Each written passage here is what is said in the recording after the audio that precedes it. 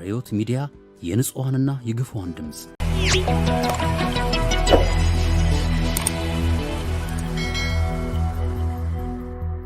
ዶክተር ኤርሲዶ ኑሮማፕ ላይ መግቢያ ላይ ያለች ኢንትረስቲንግ የሆነች አንዲት ነገር አለች። መታሰቢያነቱና ማሳፈሪያነቱ ምትል የሚል የተዘረዘሩ የግለሰብ ምድቦች አሉ። እዛ ላይ ጠቀስካቸው። በመታሰቢያነቱ ስር ለምሳሌ በነፃነት ያሰላሰሉ አሳቢዎችና የፈጠራ ሰዎች፣ የተግባር ሰዎች የሆኑ ባለሀብቶች ወይም ያለውን አዋውበው ያቀረቡ ደራሲያን፣ መነቃቃት የፈጠሩ ከያንያን እና ሌሎችም ተጠቅሰዋል። እንደው እንዲሁ ለስዕል ለመስጠት ነው ማነሳቸው። በማሳፈሪያነቱ ስር ስላለው ነው እኔ ልጠይቅህ የምፈልገው። በጣም ትኩረት የሚስብ ነገር ስላለው እዛ ላይ እና ልጥቀስ ከመጽሐፉ ላይ ሰው በተፈጥሮ ደካማ መናኛና ምስኪን ነው ብለው የሚያምኑ፣ ጭፍን እምነታቸው ትክክል መስሎ እንዲታይ የሰው ስኬት ሳይሆን ውድቀት እንዲበዛ ለሚመኙ፣ በዓለም የሚያጋጥሙ ውድቀቶች በደፈናው ከሰው ተፈጥሮ የሚመነጩና ሊለወጡ የማይችሉ ናቸው ብለው የሚጽፉ፣ በተፈጥሯቸው የከንቱነት እጣ ፈንታ ባይኖራቸውም ከንቱነትን መርጠው ከንቱነትን የሚሰብኩ አዛዎች ብለህ ዘርዝራቸዋል። እና በማሳፈሪያነቱ ስር እየተናገርክ ያለኸው ስለ ሃይማኖት፣ የሃይማኖት መሪዎችና ስለ አማኞች ነው ወይ? ወረድ ብለህም እጣ ፈንታና እርግማን ብሎ ነገር ስላልክ ሃይማኖት በማሰብ ነፃነትና በግለሰብ ሉዓላዊነት ማለት ማለት አዛ የሆኑ የሃይማኖት መሪዎች አሉ። እነሱ አዛ የሆኑቱ እዛ ውስጥ ሊካተቱ ይችላሉ። አዛ የሆኑቱ ማለት ሰከንድ ሃንድ ማይንድ ያላቸው እንደተባለውም ሰው ከንቱ ነው የሚለውን እጅግ አብዝተው የሚሰብኩ፣ የዛኑ ያህል ሰው ጀግና ነው፣ ሰው በአምሳሉ የተፈጠረ ነው ብለውም የሚሰብኩ ደግሞ የሃይማኖት መሪዎች አሉ። ሁለቱም እኮ ልክ ነው። እሱ ጋር ያለው ነገር ምን መሰለህ ዶክተር፣ የሃይማኖት መሰረታዊ ጽንሰ ሀሳብ የሚሆነው ሁሉ ይታወቃል የሚል ነው። ዲተርሚኒዝም ማለት ነው። ዲተርሚኒዝም ነው። ስለዚህ አንተ የምትጫወትበት ሜዳ ብዙም ትልቅ አለ ወይም የሆነልህ በአንተ ምክንያት አይደለም። እዚህ ጋር እኮ የዘረዘርክበት መንገድ በጣም ኢንትረስቲንግ ነው። ራሱን ነጣጥለን ብናየው ለምሳሌ አሁን ቅድም ጠቅሳል፣ ከንቱ ከንቱ ከንቱ የሚል ነው በስፋት። የሰው ልጅ ደካማ ነው፣ መናኛ ነው፣ እግዚአብሔር ስለረዳው ነው የሆነው ወይም አላህ ስለረዳው ነው የሆነው ሁሉ የሚሆንለት ነው አይደለም። የሃይማኖቶች ሁሉ የጋራ ነገር ይበዛል እንደዛ። ግን እኔ እሱን አይነት ስብከት አላምንም። ምክንያቱም ተቃራኒውን የሚሰብኩም በጣም ብዙ ሃይማኖት ሰባኪዎች ስለማውቅ ማለት ነው። ለምሳሌ ተቃራኒውን የሚሰብኩ ስኩል ኦፍ ቶትም ስለማውቅ ማለት የሰው ልጅ አሸናፊ ነው፣ ሊያሸንፍ ነው የተፈጠረው፣ በእግዚአብሔር አምሳል ነው የተፈጠረው፣ የክርስቶስ አእምሮ ተሰጥቷቸዋል እያለም የሚሰብኩ ሰባኪዎች ያውቃሉ።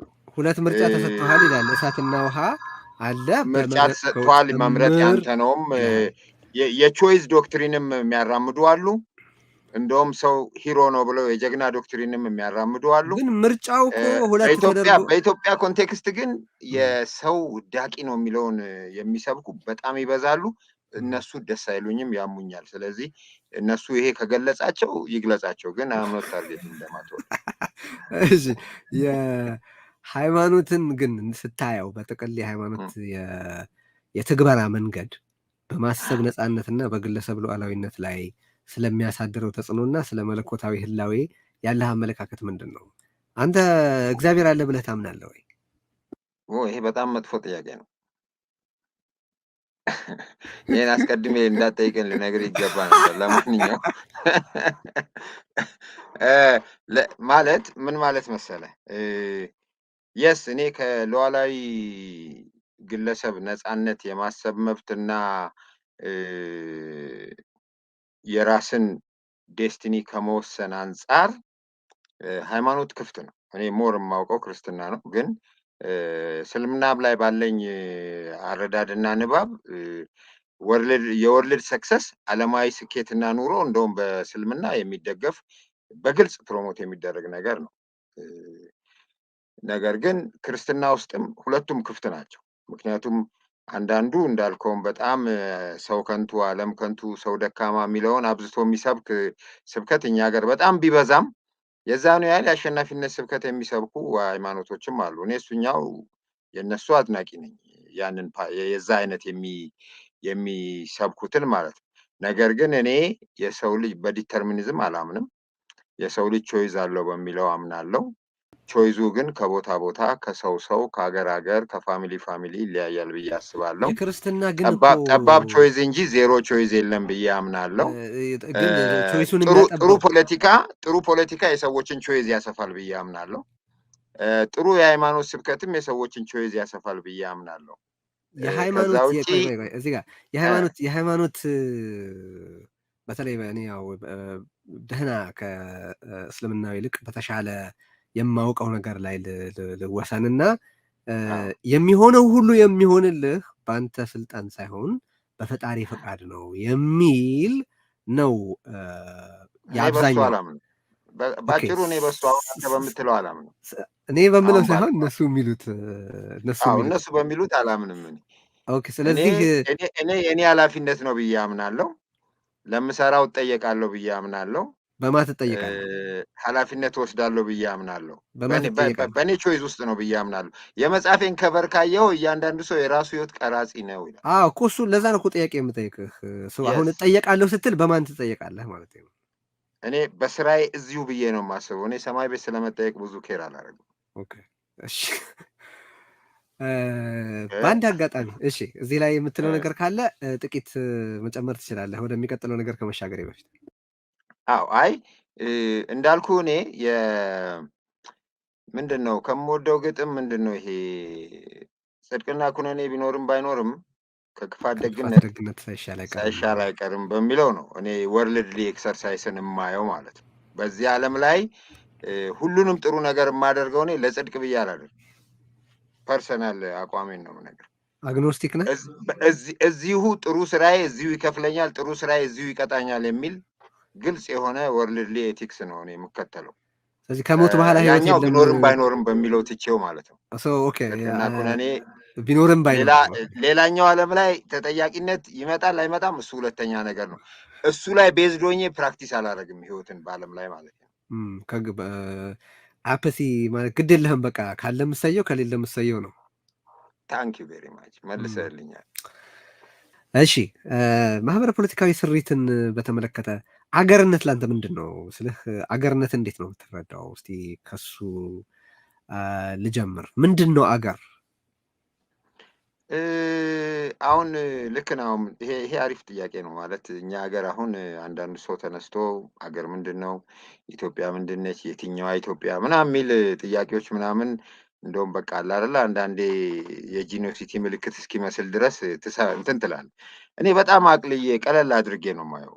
ለእኔ አገር ኢትዮጵያ የሚባለው አገር ማለት ለእኔ አንድ የተባበሩ መንግስታትና ዓለም የሚያውቀው በሰሜን ኤርትራ የሚባል እርግጥ ድንበሩ በደንብ ያልተለየ ኤርትራ የሚባል ሀገር በሰሜን ሱዳን የሚባሉ ሁለት ሀገሮች በምዕራብ የሚያዋስኑት፣ በደቡብ ኬንያ የሚባል ሀገር የሚያዋስነው፣ በምስራቅ ጅቡቲ እና ሶማሌ የሚባል ሀገር የሚያዋስኑት ወደ 1.2 ስኩዌር ኪሎ ሜትር ሚሊዮን ስፋት ያለው እዚህ ውስጥ የሚኖሩ 120 ሚሊዮን ሰዎች የሚጠሩበት ስም ነው ኢትዮጵያዊነት። ኢትዮጵያ ሳይሆን የኔ ጥያቄ ኢትዮጵያ ምንድነት አልነበረም። አገር ምንድን ነው? አገር ምንድን ነው? እንዴት ያለ ኤንቲቲ ነው? እንዴት ነው ፐርሲቭ የምታደርገው አገርነትን ማለት ነው? እንግዲህ ቅድም ባልኩ አሁን በኢትዮጵያ ፍሬም ውስጥ አንድ ዜግነት ያላቸው ኢትዮጵያዊንም ብለው የሚጠሩ ራሳቸውን የሚጠሩ 120 ሚሊዮን ሰዎች የሚኖሩበት አገር ነው ለኔ። አገር ማለት ሰዎቹ፣ መሬቱ፣ ታሪኩ፣ በዩኤን ያለው የሶቨርኒቲ ሪኮግኒሽን ያ ነው አገር። ከዛ ውጪ ምን ልል እችላለሁ? ስለዚህ ህግ የዛ አካል ነው። እዛ ውስጥ ህገ መንግስት አለ፣ ህግ አለ፣ ፕራይቬት ሴክተሩ አለ፣ ፋሚሊ አለ፣ ቸርቹ አለ፣ ኢንስቲቱሽንስ ፎርማል ኢንፎርማል፣ እነዚህን በሙሉ የያዘ ቅድም እንዳልከው ኮንስትራክት ሊሆን ይችላል ወይም ተፈጥሮ ሊገኝ ይችላል። ኦር ሆነም ቀረ ግን የአገረ መንግስት ገንቢዎች ይኖራሉ። እነዛ ገንቢዎች በየዘመናቸው ትክክል ነው ባሉበት መንገድ ሄደው ዛሬ ላይ እንዲኖር ያደረጉት አንድ የጋራ የሚባል ማንነት መገለጫ ነው ሊባል ይችላል። እንደዛ እንደዛ። እሺ አሁን እዛ ላይ እኔ ያለኝ አንድ ኮንፍሊክት ግን አንድ ያለኝ ችግር ግን ምን መሰለህ፣ አንተ ሎየር ነህ እና ሌጋል ጥያቄ ነው የምጠይቅህ። አሁን እኔ የሚገደኝ አሁን ያሉት ዜጎች ናቸው። አሁን ያሉት 120 ሚሊዮን ሰዎች ኤንድ ኤኒ ፕራክቲስ የእያንዳንዱ ሰው የመኖር መብት ህግ አሁን ባለው ናቴ ነው መስራት ያለበት። ይህን የምጠይቅህ ለምን መሰለህ፣ አገረ መንግስት ግንባታ በዚህ ገብቶ የሚባል በጣም ብዙ የፖለቲካል ናሬሽን እንሰማለን። ከዚያ በኋላ እገሌ ገሌን በድሎ በዚህ ጊዜ የሚል እንደገና በጣም ብዙ ነገር እንሰማለን። ማይ ኩዌሽን ኢዝ ሲምፕል፣ ፕራክቲካል እና ሌጋል ነው። ሌጋል ሲግኒፊካንሱ ምንድን ነው የኔ ጥያቄ። የኔ አያት፣ የኔ ቅድመ አያት፣ የኔ ዋቴቨር ከሌሎች ሰዎች ቅድመ አያት ጋር ባለው ኢንተራክሽን እኔ ዛሬ ላይ የምጠየቅበት፣ ዋጋ የምከፍልበት፣ የምቀጣበት ወይም የምሸለምበት ምንም ሪዝን የለም ብዬ ነው ማምነው። እና ግን አንተ እኮ ራስህ ምን ብለሃል መሰለህ መጽሐፍህ ላይ ኮርት ቢኖረን መጽሐፍህ ላይ ራስህ ግን ምን ብለሃል? ትላንት የዛሬ ልጅ ነው ነገም የዛሬ ውጤት ነው ብለሃል።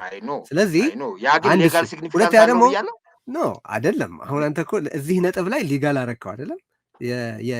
የድርጊቶችን ግንኙነት በተመለከተ ሰውነትን ስትበይን ራሱ ግለሰብ ሉዓላዊ መሆኑን ከመጥቀስ ባሻገር ማሰብን የሰው ልጅ ዋና መገለጫ ዋና የሰው መሆኛ ምክንያት ጠቅሰሃል። ኦኬ፣ ከማሰብ አንዱ ደግሞ ትዝታ ነው፣ ሜሞሪ ነው።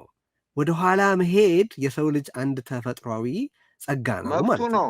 ስለዚህ ወደኋላ ሲሄድ ደግሞ ሌጋል ሲግኒፊካንስ ነው የምጠይቅ ያለው እኮ የሰው ልጅ ግን ሊጋሊ ብቻ የሚሸፈን አይደለም ኢንተራክሽኑ። አንተ ራስህ እኮ ኑሮ ማፕ የሚል ነገር ስትጽፍ ቬሪ ኢምፖርታንት ነው።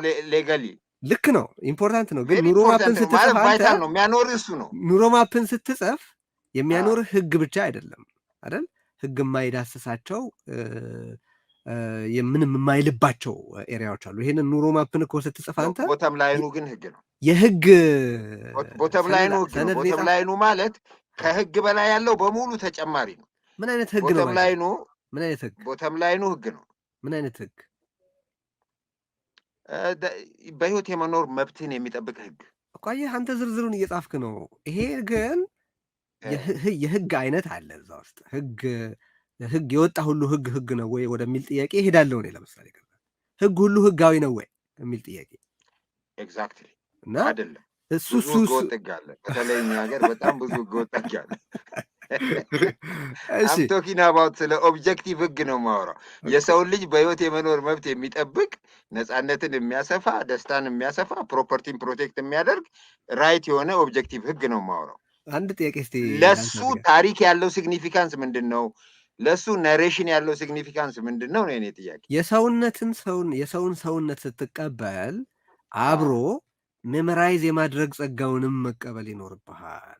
ዛሬ ሜሞራይዝ ፋንታሳይዝ ሮንግ ዱዊንግ ጭምር ያለውን መብት እቀበላለሁ እኮ ወደኋላም ወደፊትም ዛሬንም ትላንትናንም ነገንም ስላልደረሰበት ነገር ስላልነበረበት ትላንት የሚጨነቅ ግራም በለው ቀኝ ፍጡር ነው የሰው ልጅ ብለህ መቀበል አለብህ ነው ማለት። ተቀብያለሁ። ኦኬ፣ አክት ሲያደርግ ግን ትዝታውና ፋንታዚውን አልቀበልለትም። አክት ሲያደርግ ግን ዊዚን ሂውማን ራይትን በማይነካ ፍሬም ውስጥ ብቻ ነው አክት እንዲያደርግ የምፈቅድለት። ታሪኬን የመንከባከብ መብት አለኝ። መቃዠት ይችላል፣ የፈለገውን ይችላል። ታሪኬን እጠብቃለሁ፣ ታሪኬን እንዲያርግልኝ ብሎ ታሪክን የሚመለከት በራሱ ወጪ ይችላል። የቅርስ ህግ ለምን ያወጣል ታዲያ? መንግስት ቅርስ ለምን ይንከባከባል? ትክክል አይደለም በአንተ እይታ? እኔ ፕራይመሪ ስራው ነው ብዬ አላምንም። እሺ ቆይ ወደሱ መለሳለሁ። ይሄ በጣም ሲግኒፊካንት እና ፕራይመሪ ስራው ነው። ባህልን፣ ቅርስን መጠበቅ የመንግስት ስራ ነው ብዬ አላምንም። የኤንጂኦ የፕራይቬት ሴክተር ስራ ነው ብዬ ነው። በነገራችን ላይ የዚያው አካል አንድ መንግስት ዜግነትን ለመጨመር ታሪክን ተጠቅሞ ብሔር ማለት የጋራ ማንነትን ለመፍጠር መሞከር ስራው ነው ብለህ ታስባለህ? አላምንም። እሺ አይዲዮሎጂን ማስረጽና ማስፋፋት የመንግስት ስራ ነው ብዬ አላምንም። አገራዊ ማንነት ለምሳሌ ባንዲራ ለምን ይኖረናል?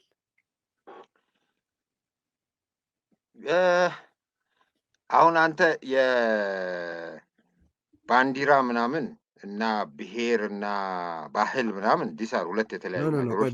ባንዲራ አንድ ናሽናል አይደንቲቲ እንዲኖር መደረጉ ብዙ ስህተቱ አይታየኝም። ግን እኔ የመንግስት ዋና ስራ ነው ብዬ አልወስድም። ነው ባንዲራን ሲያመጣ ምን እያደረገ ነው? ባንዲራ እኮ ስለ ትላንት ናሽናል አይደንቲቲ መስዋዕትነት ለመፍጠር እየሞከረ ነው። እሺ ታዲያ እሱን ማድረጉ ስህተት አይደለም ካልክ ስራው ማለት ፕራይመሪ ስራው አይደለም ነው ለነገሩ ያልከው። ስህተት ነው አላልክም። ፕራይመሪ ስራው አይደለም። አንድ ጥያቄ ልጠይቅህ ግን እዚህ ጋር አንተ በግለሰብ ሉዓላዊነት በጽኑ እንደምታምን አውቃለሁ። የሉዓላዊ ግለሰቦች ነጻነት ንቅናቄ ሉግነን አራማጅ እንደሆንክ አውቃለሁ። ስለዚህ በአንድ የኢትዮጵያ አካባቢ ያሉ ዜጎች ሉዓላዊ በሆነ ግለሰብነታቸው ፍጹም ዴሞክራሲያዊ በሆነ ሂደት ከኢትዮጵያ ጋር መኖር አንፈልግም ቢሉ ሉዓላዊነታቸውን አክብረ ውጤቱን ትቀበላለህ?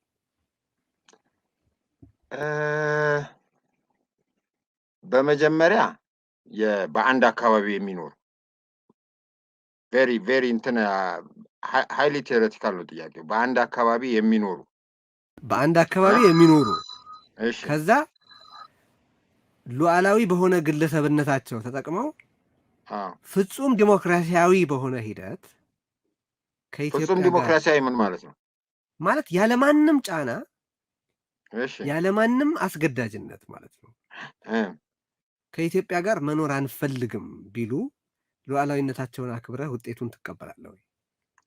ያ የምትላቸው አንድ አካባቢ የምትላቸው ብሔር ከሆኑ ወደዛ እንሂድ፣ ግድ የለም ወደዛ ሳትሄድ አትችልም። ወደዛ ሳትሄድ አትችልም አልኩህ እኔ። ቆይ አሁን ኢትዮጵያ ውስጥ ወደዛ ሳትሄድ አትችልም። አሁን ቆይ ስለ ኢትዮጵያ አታድርገው።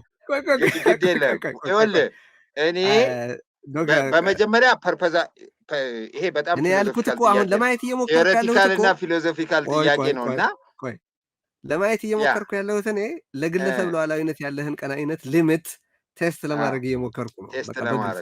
ስለዚህ አሁን እኔ ብሔርነትና የአካባቢያዊ ማንነት የሚለውን እንመለስበታለን። ግን በአንድ የኢትዮጵያ አካባቢ ለምሳሌ እንደው ጎንደር የሚባልን አካባቢ እንውሰድ። እንዲሁ ዝም ብዬ ነው የምጠራው፣ ምንም የተለየ እንትን ኖሮኛል። ጎንደር ውስጥ የሚኖሩ የተለያየ ብሔር ያላቸው ሰዎች ጎንደሬንን ይበሉ እንበል እና እነዛ ጎንደሬዎች ቅድም ባልኩ ፍጹም በሆነ ዴሞክራሲያዊ ሂደት ሉዓላዊ ግለሰብነታቸውን ተጠቅመው ያለማንም አስገዳጅነት ከኢትዮጵያ ጋር መኖር አንፈልግም ቢሉ ሉዓላዊነታቸውን አክብረህ ውጤቱን ትቀበላለህ? አሁን ቴዎሬቲካል እና ፊሎዞፊካል ጥያቄ ነው እኮ። ለሱ ልመልስልህ ነው። የዛ አካባቢ የአንድ አካባቢ ሰዎች ወይም ህዝብ ማለት ነው፣ ብዙ ሰዎች ዊዝ ኖ ዲፍረንስ ማለት ነው። ለምሳሌ 1 ሚሊዮን ሰዎች ናቸው። 1 ሚሊዮን ቮት የማድረግ ራይት ያላቸው 1 ሚሊዮን ሰዎች ሆነው 1 ሚሊዮኑም ዩናኒመስሊ ለሰሴሽን ቮት አድርገው ፐርፐዛቸውም ፍሪደም ሆኖ ደሪዝን ቮት ማድረግ የፈለጉትም ከሌላ ዲክታቶሪያል እና ኪሊንግ ሬጂም ለመለየት ከሆነ ቬሪ ሎጂካል ነው። አግሪ ዊዝ ዳት። ዩናኒመስ ባይሆን ለምሳሌ 51 ሱፐር ማጆሪቲ 66 በመቶ ቢስማማ ለምሳሌ ዲሞክራሲ አስፈላጊ ነው ብለህ እንደምታስብ አውቃለሁ። የአካባቢው 66 በመቶ ከኢትዮጵያ ለመነጠል ቢወስን ስቲል ይቀጥላል ስምምነት? እኔ ኢኳሊ ኢንዲቪጁዋሊስት መሆኔ እንዳትረሳ። ኢኳሊ የሚቀሩት 37ቶቹም ፐርሰንቶች ኢሹ ስለሚያሳስበኝ የሰሴሽኑ ፐርፐዝ ምንድን ነው የሚለውን እጠይቃለሁ። የሰሴሽኑ ፐርፐዝ እውነትም አይዲያል ፍሪደም ያለው የሉዓላዊ ግለሰቦች ነጻነት 100% የሚከበርበት ስቴት ለመፍጠር የሚደረግ ቴዎሬቲካል ሙቭመንት ነው ካልከኝ ቴዎሬቲካሊ የስ ኢት ኢዝ ፖሲብል። ማንኛውም እንቅስቃሴ እንደዛ ነው የሚለው ነገራችን ላይ። ግን አሁን አንተ ይሉታል ለ35 በመቶ ለ34 በመቶ ኢንዲቪዥዋል ስትል የ66 በመቶ ኢንዲቪዥዋልን መብት ታስገዛለህ ማለት ነው። ያ መብት ምንድን ነው? በመጀመሪያ ለምሳሌ አንተ የዲሞክራሲ አፕላይድ የሚሆነው ለኤሌክሽን ብቻ እኮ ነው። እንጂ አሁን እኛ ሰፈር 99% ሰዎች ኦርቶዶክስ ናቸው፣ 1% ሙስሊም ነው ወይም ጴንጤ ነው እና ያ1% ለማስወጣት 99%ቱ ቮት ማድረግ እንደማይችል መቼስ ታውቃለህ። እሱማ ቮት የምታደርግበት ፐርፐስ አንቮተብል ራይትስ አሉ፣ ነገሮች አሉ፣ አንቮተብል ራይትስ አሉ። በህግ ስር ስለሚሰራ ዴሞክራሲ የዛ አይነት ገደቦች እንዳሉ አውቃለሁ። ኤኒዌይስ ግን አሁን ለምን መሰለህ በጣም ፕራክቲካል ካደረግነው በኢትዮጵያ ሴታፕ እኔ ሰሴሽን የሚጠይቅ በሉዓላዊ ግለሰብነት ፍልስፍና የሚያምን ሙቭመንት አላቅም። በቅርብ ጊዜ መምጣቱንም እጠራጠራለሁ። ስለዚህ ሰሴሽን ኢዝ አውት ኦፍ ኦኬ ቆይ ወደ እሱ አንድ ጥያቄ እዚሁ ጋር ከዚህ ከአንተ አስተሳሰብ ጋር የምትሄድ አንድ ጥያቄ ላንሳና ወደ ሌላ ነገር እሻገራለሁ።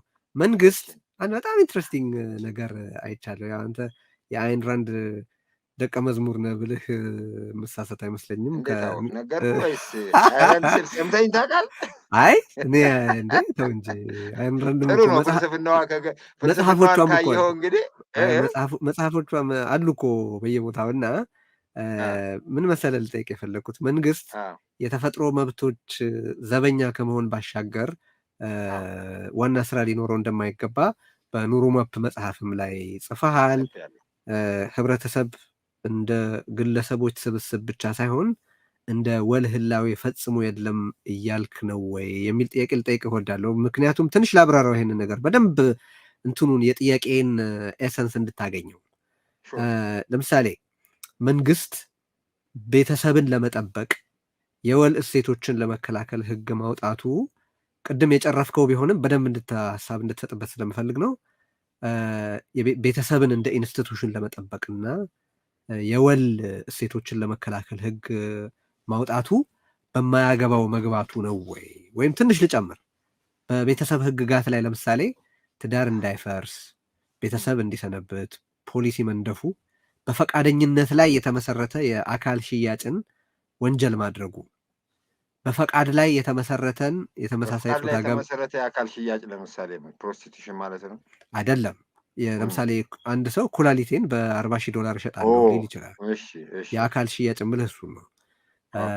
እሱን ህገወጥ ማድረጉ፣ በፈቃድ ላይ የተመሰረተ የተመሳሳይ ጾታ ጋብቻን መከልከሉ፣ ፈቃደኛ የአደንዛዥ እጽ ተጠቃሚዎችን ማሰርና መቅጣቱ፣ በሕክምና እየተረዱ በፈቃደኝነት የራስን ህይወት ማቋረጥን ህገወጥ ማድረጉ ወይም ጽንስ ማቋረጥን ማገዱ ወዘተ በአንተ እይታ የመንግስት ተግባራት አይደሉም ማለት ነው ወይ?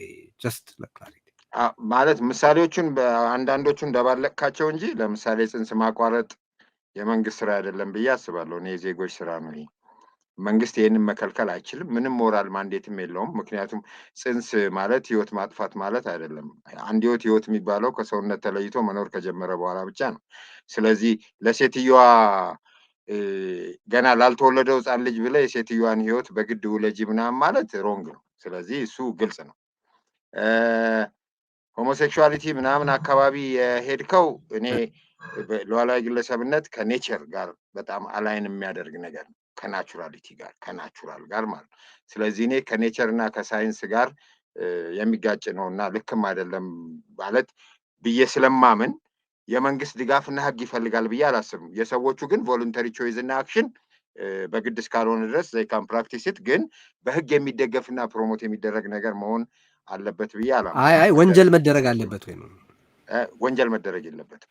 ኦኬ። የአደንዛዥ እጽ ፈቃደኛ ተጠቃሚዎች እሱኛው ኤክስትሪም ነው። ሄልዝ ዳሜጂንግ ነገር ነው። እኔ ሐኪም ነኝ። ለግለሰቦቹ ነው። ለምን ኮንትሮል ታደርጋለህ? ችግር የለውም ባይ ነኝ። ለምን ኮንትሮል ታደርጋለህ? እሱ ኮንትሮል ቢደረግ ክሪሚናላይዝ ቢደረግ ብዙ ችግር የለውም። ግለሰቡ ሉዓላዊ ነው። ለምን ትከለክለዋለህ? ዳሜጅ አለው እኮ በራሱ ላይ ዳሜጅ አለው። በራሱ ላይ አይደል? ኦኬ ኤኒዌይስ ኮንሲስተንት አልሆንልህ አለ ከሌላው ጋር ሐኪም መሆኔ ነው እንዲህ የሚያደርገኝ። ሰም ሌቭል ኦፍ ኢንኮንሲስተንሲ። እሺ በመጽሐፍ እየተፈታ የሚሄድ የአሳዎቹ ታሪክ አለ። በጣም ነው የወደድኩት። በነገራችን ላይ እኔም በመጽሐፉ ደስ ብሎኛል። እንደውም ከዚህ አየር ላይ ከመውጣታችን በፊት ምን እያልኩህ ነበረ? እኔ ፕሪስክሪፕቲቭ የሚመስሉ መጽሐፍትን ማንበብ አልወድም። ህይወትህን በ10 መንገድ በመምራት በ20 የስኬት መንገዶች 15 የምናምን መንገዶች ምናምን እየተባሉ የሚወጡትን ነገሮች አልወዳቸውም። እኔ ህይወት መዳፍ መሰለው እንዴ ምን እንደዚህ እንደ መዳፍ አውቀዋለሁ ብሎ ፕሪስክራይብ ሊያደርግ የሚሞክረው የሚል አመፅ አለኝ። ይህንን መጽሐፍ ግን ደስ ብሎኝ ነው ያነበብኩት። መስማማት አለመስማማት ሌላ ነገር ነው፣ ቀጥሎ ይመጣ ነው። ግን በደንብ በስርዓት የተጻፈ የተሰናሰለ ስለ ሲስተም ቲንኪንግ የሚያወራ ራሱም ሲስተማቲክ በሆነ መንገድ የተጻፈ እርስ በርሱ የተያያዘ መጽሐፍ ነው ብዬ አምናለሁ። እና ጥሩ መጽሐፍ ነው። ሪሊ ብናነባው አገሩን እኮ የአገሩን ችግሮች እኮ ከምንፈታባቸው ብዙ ቁልፎች አንዱ ሆኖ እኮ ሊያገለግለን ይችላል። እና ትነጋገሩበት በጣም ደስ ይለኛል ተከታታዮቻችን። እና በየታሪኩ መታጠፊያ ላይ የተለያዩ ቁም ነገሮችን ልታጭቅበት ሞክረሃል። ከአጋርህ ከዮሐንስ ሰ ጋር ሆናችሁ ያደረጋችሁት ነገር አያለው ከዮሐንስ ሰ ጋር ስለሚል ነው። ታሪኩን ሳነበው ግን እንደው አንዴ አሳውን በተመለከተ የአሳውን ታሪክና አውዱን ባጭሩ ብትነግረን፣ ሁለተኛ ደግሞ አሳዎቹን በተመለከተ ሳነብ አንዲት ነገር ጫር አረገኝ። እሱ ምንድን ነው? አሳዎቹ ችግር ላይ ወድቀው መበላላት እንደጀመሩ ሁኔታው የገባውና ለዚያ መፍትሄ ያፈለቀ ስህተት ቢሰራም ራሱን ደግሞ ሲያርም የሚታይ ዊዝ የሚባል አንድ ብልህ አሳ የታሪኩ አካል ነው። እና በአንተ እይታ ህብረተሰብ በአንድ ሙሴ ይለወጣል ወይ?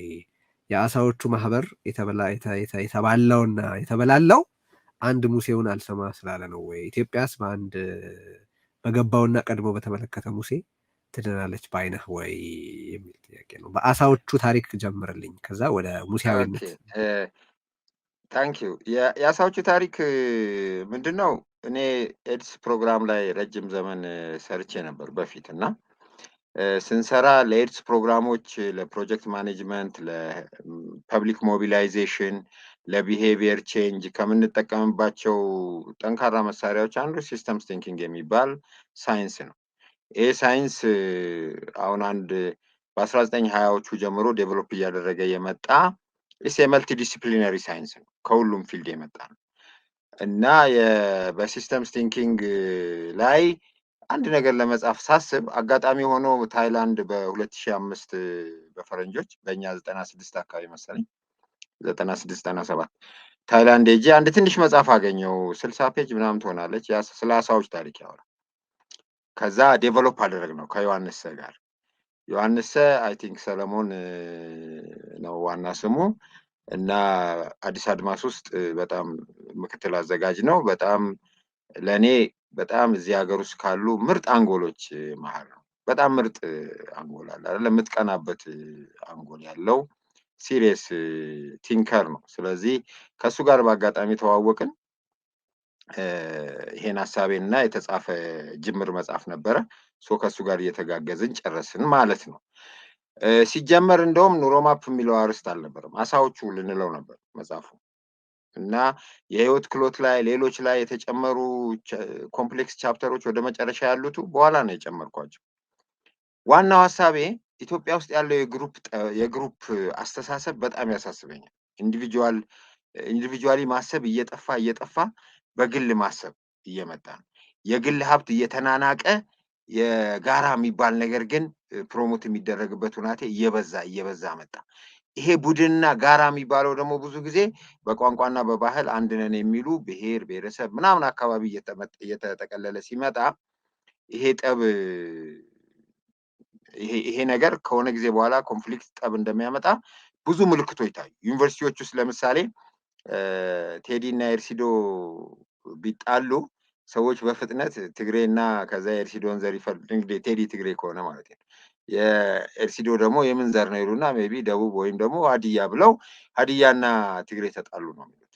እና እዛ አይተሃል የኔ ስቶሪ ላይ አንድ ኤስካሌሽን የሚለውን ቱል ለማስረዳት የተጠቀምኩት ምሳሌ ኤርሲዶና ሀጎስ የሚባሉ ልጆች ሀረማያ ዩኒቨርሲቲ ውስጥ ተጣልተው ከዚያ በኋላ ጥሉ ወዲያው የትግሬና የሀዲያ ነው የተባሉ እና ኤርሲዶና ሀጎስ ግን ሃይስኩል ባዩዋት ገርል ፍሬንድ ነው የተጣሉ እና ከዚያ ግን ሁለቱ ሲጣሉ ያገላገላቸው ልጅ ባይሳ ይባላል። እና ግን የባይሳን የማገላገል ምንድነው ሲያገላግል በደንብ ሁለቱንም ማገድ አልቻለም ነበርና አሽወልኮ ኤርሲዶ ተጨማሪ አንድ ሁለት ታጎስም መጥቶ ስለነበረ የትግራዮቹ ልጆች ኢሚዲየትሊ ያሉት ምንድነው ባይሳኮ ተሳስቶ ኤርሲዶ መተው አላሉ ኦሮሞ ትግሬውን አስመታው ነው ያሉት እና ይሄ የግሩፕ ጠብ እንዴት ኤስካሌት እንደሚያደርግ ከዛ ንግስት ጋር ሄደችና ስቶሪዎች እነዚህ ሪል ስቶሪዎች ናቸው አይቼ ስለነበረ ፊሽ ስቶሪ ኢሚዲየትሊ ነው አይደንቲፋይ ማድረግ የቻልኩት ማለት ነው ግንኙነቱ እና እንደውም አሳዎቹ ሰብታይትል እንዳንበላላ ከነሱ እንማር በሚል ላሳትመው ነበር መጽሐፉን ማለት ነው ከዛ ብዙም የብሔረሰብ ምሳሌዎችን በመጨመር ማለት ነው እና ነቅለን ቀንሰን ያወጣናቸው ነገሮች አሉ ያን ጊዜ ቢኮዝ አንዳንድ ሰዎች ፈሩ ያሳየዋቸው ኤዲተርስ ትልቅ ሰዎች ምናምን የሚባሉ ኧረ እባክህ ራስህ ላይ ጣጣ አትጠምጥም ይሄማ በቃ በአሽሙር እኮ የብሔር ፖለቲካውን ነቆርክ ተብለህ ትገባታለህ ምናምን እና ምን አጋጭ ምን እዚህ ውስጥ አስገባ እና እቺን ቦታ ትንሽ ኮሬክት አድርጋትና በቃ እንዲሁ በቃ ያሳው እንዲሁ ይውጣ ምናምን አይነት አሉ እንጂ እኔ በቀጥታ ይሄ የብሔር ጠብ ነው በሚል ልጽፈው ነበር ስለዚህ በዛ ሁናቴ ነው የጻፍ ነው ማለት ነው ነገር ግን ምንድነው አሳዎቹ በፊት መበላላት ባሳ ታሪክ ያልነበረ ነው መበላላት እንዴት መጣ ሲባል ድሮማ ይበላሉበት ምክንያት ሁሉም ምንድነው ሄርቢቨርስ ነበሩ ቬጂ ነበሩ ተክለው ነበር አምርተው ነበር የሚበሉት በኋላ ግን ምርት በጣም ሲትረፈረፍና ሲበዛ የጋራ የሚባል ፈጠሩና የጋራው ጋር ሁሉም እየበሉ የግል ቆመ ማምረት አቆሙ ማምረት ሲያቆሙ መብላት ስላላቆሙ ምግቡ አለቀ ሲያልቅ ግን እነሱ ወደ ሪል ኮዙ ገብተው ምግቡ ለምን አለቀ ብለው መጠየቅ ሳይሆን መገፋፈጥ ያዙ ትልልቆቹ ብዙ ትበላላችሁ አሉት ትንንሾቹን በጣም ትባዛላችሁ አሉ ትንንሾቹ ትልልቆቹን ካቅማችሁ በላይ ትበላላችሁ አሉ መገፋፈጥ ሆነ ትልቆ ትንሾ ስለዚህ ዘር መጣ ማለት ይሄንን ነገር ያየው አንድ ጠቢብ አሳ እንግዲህ ወደ ኋላ ሄዶ አሳነት ክብር ነው እንዴት እንበላላለን ማምረት እየቻልን አንጎላችንን እንጠቀም ምናም ብሎ ሊያመጣቸው ሞክሮ ነበር በቲኮደንት ግን ብዙ ፕሮግረስ አድርጎ ነበር ስለዚህ ለአንተ ጥያቄ አንድ ሙሴ ቢነሳ የኢትዮጵያን ችግር ከመበላላት አውጥቶ ከጥፋት አውጥቶ ሊመራ ይችላል ወይ ለውጥ ሊያመጣ ይችላል ወይ ላልከው ይችላል because በሲስተምስ ቲንኪንግ አንዱ የሲስተምስ ቲንኪንግ ህግ ሌቨሬጅ ይባላል ሌቨሬጅ ማለት ምን ማለት ነው necessarily አንድን ትልቅ ለውጥ ለማምጣት ጠቃሚ የሆኑና ዌል ቶውት የሆኑ ትንንሽ አክሽኖችና ጥቂት ሰዎችም ብዙ ለውጥ ሊያመጡ ይችላሉ ግን በጣም ኤፈርት ዴፕዝ ፕሮሰስ ጊዜ ይጠይቃል ስለዚህ በሚቀጥለው ጊዜ ኑሮማፕ የሆነ ያሳዎቹ ታሪክ ክፍል 2 ስጽፍ እንዴት አድርገው ከጣጣ እንደወጡ ጽፋለሁ ተጽፎም ያለቀ መጽሐፍ እንዴት ከጣጣው ለመውጣት ዊዝ ፌል አድርጓል ሞክሮ አንድ የመጀመሪያው ሙሴ ፌል አድርጓል ግን የሙሴ ልጆች እንደገና ተነስተው እነያሱ እንዴት ኦርጋናይዝድ ሆነው በምን ሂደት ሄደው ከጣጣ ወጥተው ወደ ሲቪላይዝ ሶሳይቲ እንደሄዱ የሚያሳይ ክፍል 2 ቡክ አለ እሱ ሲወጣ እናያለን እና እንዳልኩ ኖት ሲምፕል ምክንያቱም የሙሴ ታሪክም ከሄድክኮ የ40 ቀን መንገድ 40 ዓመት ምናምን ፈጅቶበት አቲቲዩዳቸውን እስኪቀይሩ እስኪለወጡ ያ ሁሉ ሲስተም ቲንኪንግ እስኪገባቸው እነ ሙሴ ደክመው በጣም ጥቂት ሰው ነው የተሻገረው አይደል ወደ ከናን የሚለው መጽሐፍ ሙሴ መሳያነት ለአምባገነን ምቹ የታቆረ ውሃ የሚሆንባቸው ጊዜያት አሉ ያ ነው ስጋቱ አንድ እኔ ያውቀላችኋለሁ ባይ ሲመጣ አምባገነን የማዋለድ እድል ስላለ ነው መጠየቅ ትክክል በዛ እንትን ማለቴ አይደለም በዛ እንትን ማለቴ ሳይሆን ለዚህ ነው ሲስተምስ ቲንኪንግ የምለ ማለት ነው ሲስተምስ ቲንኪንግ የምለ because የሰው አካባቢ ኮንቴክስት እነዚህን በሙሉ ባደራጀ መንገድ ሪል ሊደርሺፕ መስጠት የሚችል ፊው ግሩፕ ትራንስፎርሜሽን ሊያመጣ ይችላል ግን የዛ ግሩፕ ገዢ ፍልስፍና የሜምበሮቹን በሙሉ ለዋላዊ ግለሰብነት የሚቀበል እና የሚያከብር መሆን አለበት አለበለዚያ ይሄ የጃይንት መሪ የፕራግማቲክ መሪ የአንድ ሰው ያወጣናል ያሻግረናል ምናምን አባዜ አይሰራም ይሄ የጋራ ነገር መጣ ስትል አብዮቱ ሰፈር ነበርኩኝ እኔ እና ቅድም ደግሞ ስትጠቅስ 30 ዓመቱ ነው የቁልቁለት መንገድ ስትል ትንሽ ፍሬን ያዝኩ ነገር እና ያንተ 30 እኔ የኢትዮጵያ ቁልቁለት እንደውም እዚህ ጋር ማረም አለብኝ የኤትኒክ እንትኑን ስለማለት ነው እንጂ ለእኔ የኢትዮጵያ ቁልቁለት የጀመረው በደርግ ነው ብዬ ነው የማስበው። በደርግ በሌላ አነጋገር ማቆጥቆጥ የጀመረ ካፒታሊዝም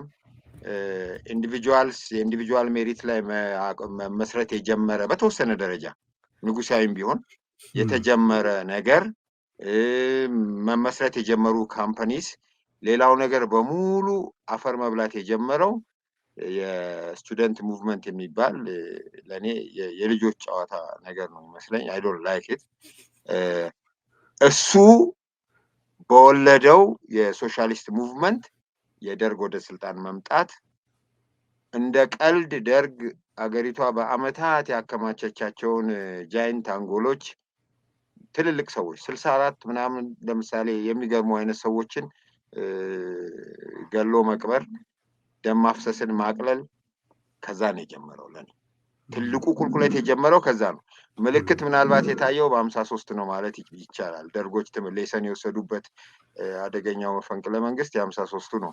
ደርጎቹ ጠብቀው ተመሳሳዩን ነገር ነው ያደረጉትና ቁልቁለት ጉዟችን የጀመረው 50 ዓመት ነው። ቢኮዝ ይሄ የቡድን አስተሳሰቡ የደርግ ጊዜ የቡድን አስተሳሰብ እኮ ያው የቡድን ነው፣ ህዝብ የሚባል ነው ቡድኑ። ከዛ ይሄ ህዝብ የሚባለው ነገር አንዳንዴ እኔ እንደ ጆክም አርቲክልም ጽፌ ያውቃለሁ እና ህዝብ ስንት ነው የሚል ማለት ነው። ህዝብ ስንት ነው? የሆነ 500 ጸረ ህዝብ ወጣቶች ምናምን ተረሽነዋል ወይም እርምጃ ተወስዶባቸዋል ይላል ደርግ። ከዛ 500ዎቹ እኮ አራት ፋሚሊ ቢኖራቸው የሆነ 10 ይኖራቸዋል። 5000 ሰው አለ። 5000 እነዛ ሰዎች ህዝብ አይደሉም እንዴ? እና ጸረ ህዝብ አለው እያሉ ያሾፋሉ የኔ ጓደኞች። እና ህዝብ ግሩፕን የሚያነግሰው አደገኛው ፖለቲካ ሶሻሊዝሙ፣ ኮሙኒዝሙ እንደገና ደግሞ ሰዎችን ሳክሪፋይስ ማድረግ ኢዚ ነው የሚል የሳክሪፋይስ ኤቲክስ የጀመረው በደርግ ነው። ኢህአዴግ ያደረገው ደግሞ ህዝብ የሚባል የነበረውን ደግሞ በቋንቋ በብሔር በሚል ተካው፣ በሌላ ቡድን ተካው ማለት ነው። ስለዚህ እኔ የቁልቁለት ጉዞ የ30 ሳይሆን አሻሽለውና የ50 አድርገው ከዛ ነው የጀመረው። አንድ ጥያቄ ከዚሁ ጋር የሚገናኝ እንደው ፌስቡክ ገጽህ ላይ ይመስለኛል እንደጻፍከው ማስታውሰው ስለዚህ ህገ መንግስትና ስለ ህወሓት ስትጽፍ ደራሲው ሞቷል ድርሰት ይቀራል አይነት ነገር የጻፍክ ይመስለኛል። እና ህወሓት ተሸንፎ ከጨዋታ ከፖለቲካ ፓርቲ ኤንቲቲነት ቢወጣ ደራሲው ኖ ዳውት ሀፍ ደራሲው አክቹዋሊ ህወሓት ብቻውን የደረሰው እሱን እኮ ማለት ነው ደራሲ ነው፣ ኮምፓይለር ነው። ኖት ኦነግ ብቻ ሳይሆን በዛ ህገ መንግስት ላይ የሰፈሩት ሀሳቦች በ60ዎቹ ውስጥ በነበሩ ፓርቲዎች ሁሉ ዘንድ እንደ ዋና የመታገያ ጽንሰ ሀሳብ ተጠቅሰው የነበሩ አይደሉም ወይ? ለምሳሌ የራስን እድል በራስ የመወሰን መብት እስከ መገንጠልን የማይቀበል ፓርቲ ማግኘት ይቻል ነበር ወይ? የብሔሮችን ጥያቄ አብዛኛዎቹ የ60ዎቹ ፓርቲዎች ተቀብለው አልነበረም ወይ?